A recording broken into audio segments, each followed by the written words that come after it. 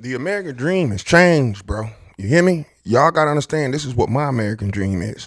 What this fella right here is doing for his family, the legacy, it's next level. We gonna talk about it. We all contribute to the pot of money that covers the food and covers the housekeeper and covers the groundskeeper and covers the utilities.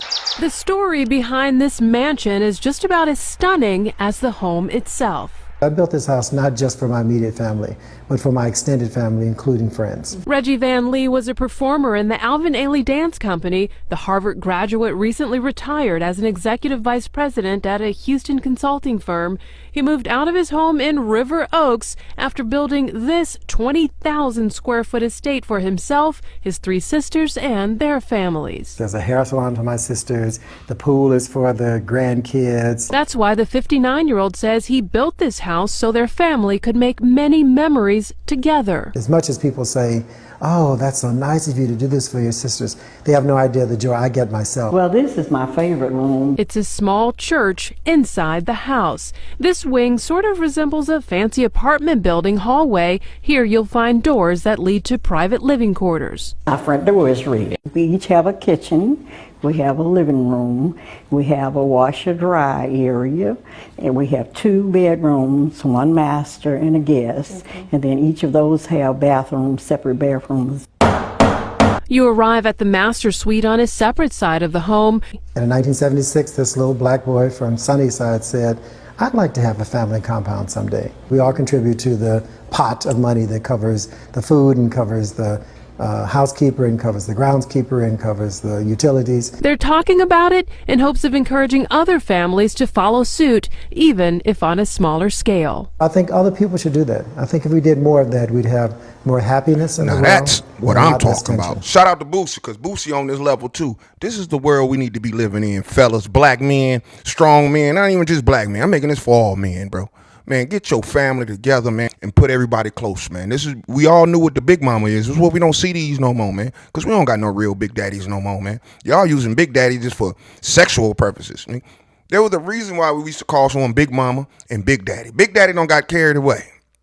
It ain't sexual, man. This motherfucker take care of the whole family. You hear me? That's Big Papa. Everybody look up to him. We don't have that structure no more. From the streets, that's why they want to let out your boy Hoover.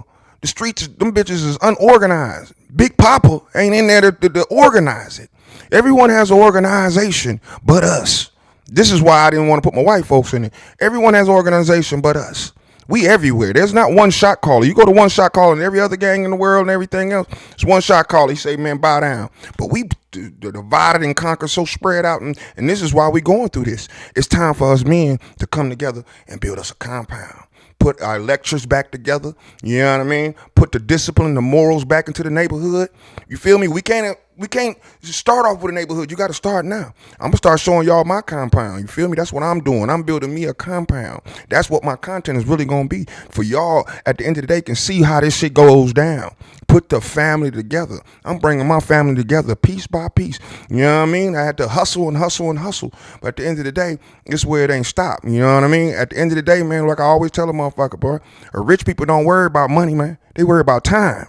You feel me? And at the end of the day, family, my legacy, you know, my empire. That's what we have to build. We so scattered out, we ain't got it.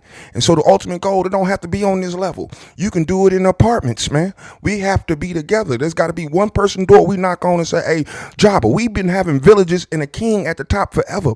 We too scattered. We got to go back to the roots, man. So I always tell y'all the solution. I'm always putting our black problems up on the screen, but I'm telling y'all the solution, bro. We got to start from the ground up. We failed our women from the beginning, and they've been using our women against us. Now it's time to reconstruct it. We are the big daddies, and it ain't for sexual purposes. It's because I take care of the whole village. That's why in certain religions, they can have more than 4 wives, because it's about taking care of shit, bro.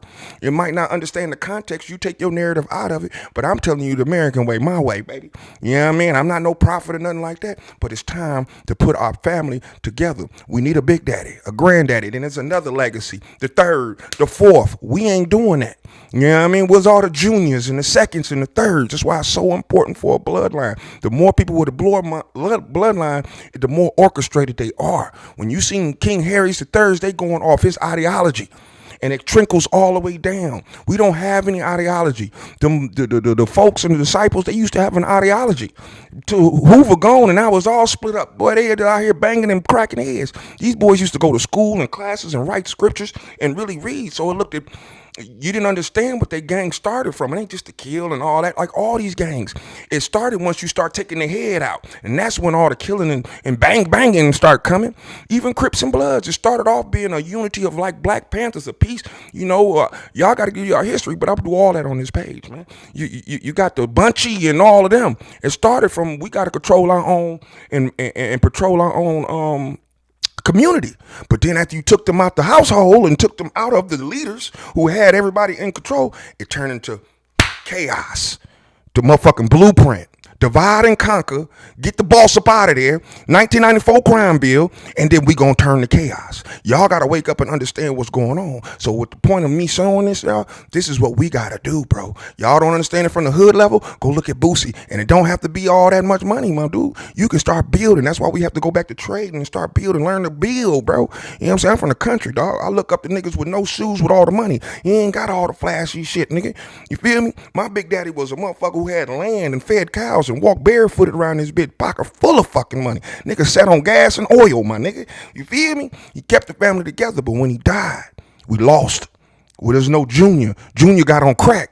You understand what I'm saying? That's the problem. And they divided us. Wasn't nobody to step back up in his lane and keep the motherfucking family structure together. And then it started turning to grandmas. Think about it. Everybody meeting at grandma's house. Not Big Daddy house.